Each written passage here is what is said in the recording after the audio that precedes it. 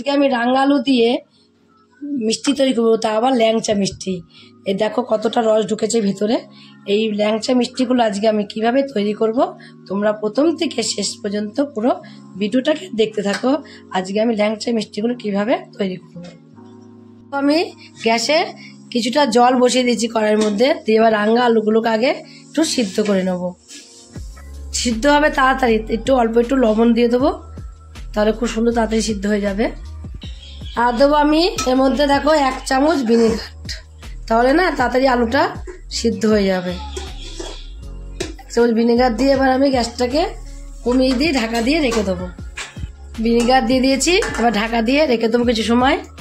রাঙা আলুগুলোকে দেখো আমি রাঙা আলু বা লাল আলু দুটোই বলা যায়, এই রাঙা আলুগুলোকে সিদ্ধ করে নামিয়ে নিয়েছি। নামিয়ে নিয়ে এবার আমি খোসাগুলোকে ছাড়িয়ে নেবো। একটু ভিনেগার দেওয়াতে খুব সুন্দরভাবে কিন্তু রাঙা আলুগুলো সিদ্ধ হয়ে গেছে। দেখো কত সহজে খোসাগুলো উঠে আসছে। রাঙা আলুগুলোকে আমি ছাড়িয়ে নিয়েছি। ছাড়িয়ে এবার থালার মধ্যে এভাবে হাত দিয়ে একটু গলিয়ে নেবো। দেখো সিদ্ধ হয়েছে এত সুন্দর, হাত দিয়ে এরকম ধরলে কিন্তু কত সুন্দর গলে যাচ্ছে। পুরো রাঙা আলুটা যেন দলা দলা ভাব না থাকে সেভাবে কিন্তু রাঙা আলুটাকে এইভাবে হাত দিয়ে একটু মেখে নেবো। রাঙা আলু সিদ্ধ করেও কিন্তু লবণ দিয়ে সিদ্ধ করে দারুণ লাগে খেতে, শুধু শুধু খাওয়া যায়, এত সুন্দর লাগে এই রাঙা আলুগুলোকে। রাঙা আলুগুলোকে আমি মেখে নিয়েছি। মেখে নেওয়ার পরে এখানে আমি পুরো আমুল দুধ দিয়ে দিয়েছি। ময়দা দিয়ে দেবো 2 কাপ। 1 কাপ গুঁড়ো দুধের বদলে 2 কাপ ময়দা দিয়ে এবার অল্প করে একটু লবণ দিয়ে দেবো। 1 চামচে হাফ চামচের মধ্যে বেকিং পাউডার দিয়ে দিয়েছি। দিয়ে এবার সব কিছু দিয়ে একটু এভাবে আমি মেখে নেব। আমি দেখো রাঙা আলু দিয়ে মেখে নিয়েছি ভালো করে, কিন্তু এর মধ্যে আর সামান্য অল্প একটু হাতে আমাকে জল নিয়ে নিতে হবে। একটু শুকনো শুকনো টাইপের হয়ে গেছে। এ দেখো সামান্য একটু হাতে জল দিতেই হবে, জল না দিলে কিন্তু মিষ্টিগুলো নরম হবে না। তার জন্য সামনে হাতের মধ্যে অল্প একটু জল নিয়ে নিয়েছি। জল নিয়ে এবার কিন্তু মেখে নেবো। এভাবে শক্ত করেই মাখতে হবে, নরম হলে একদমই হবে না বেশি।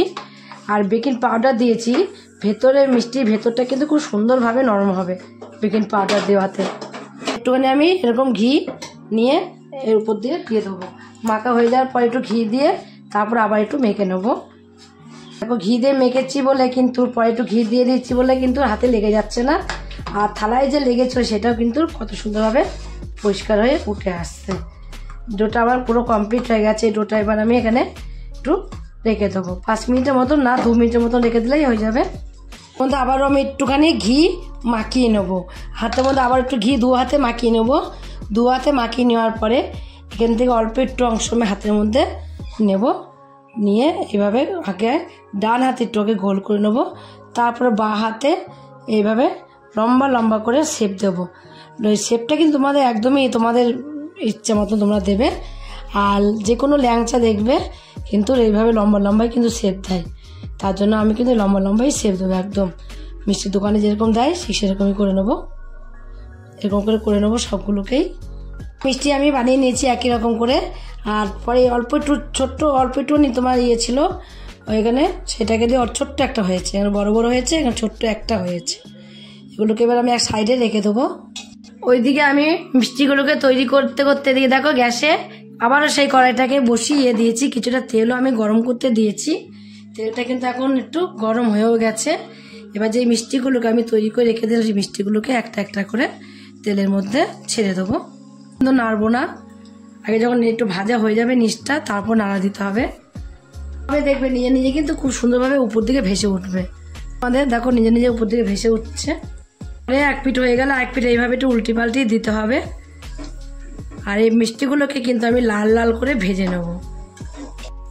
দেখো এপিঠ ওপিঠ কিন্তু সুন্দরভাবে ভাজা হয়ে আসছে। ভাজা হয়ে গেছে কিন্তু করে বলে কিন্তু মিষ্টিগুলো কালারটাও কিন্তু অন্যরকম চেঞ্জ হয়ে গেছে। যেরকম আমি দিয়েছিলাম সেই কালারটা কিন্তু এখন নেই, কত সুন্দরভাবে ভাজা হয়ে এসেছে। এবার এই মিষ্টিগুলোকে আমি তুলে নেব।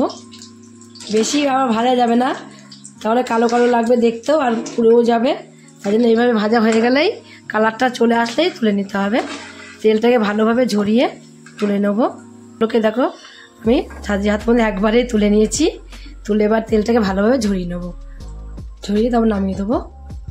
বাকি যেগুলো আছে সেগুলোকেও কিন্তু একই রকম করে ভেজে আমি কমপ্লিট করে নেবো।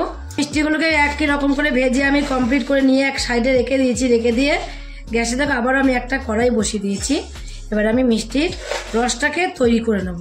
তার জন্য দেখো মেজারিং কাপের আমি ওই কাপ মেপেই 1.5 কাপ এখানে চিনি দিয়েছি, আর ওই কাপ মেপে এখানে আমি 2 কাপ জল দিয়ে দেবো। 2 কাপ জল দিয়ে চিনির শিরাটাকে তৈরি করে নেব। এখন চিনির শিরাটা কিন্তু ফুটতে শুরু হয়ে গেছে আর চিনিটা মেল্টও হতে শুরু হয়ে গেছে। এই 3টে এলাচ আমি এবার মুখটাকে ছাড়িয়ে 3টে এলাচ এর মধ্যে দিয়ে দিয়েছি। চিনির শিরার মধ্যে একটু এলাচের দিলে না, আর তোমাদের কাছে যদি এলাচ গোটা এলাচ না থাকে তোমরা এলাচের গুঁড়োও কিন্তু এর মধ্যে দিয়ে দিতে পারো, খুব সুন্দর একটা ফ্লেভার আসবে তার জন্য।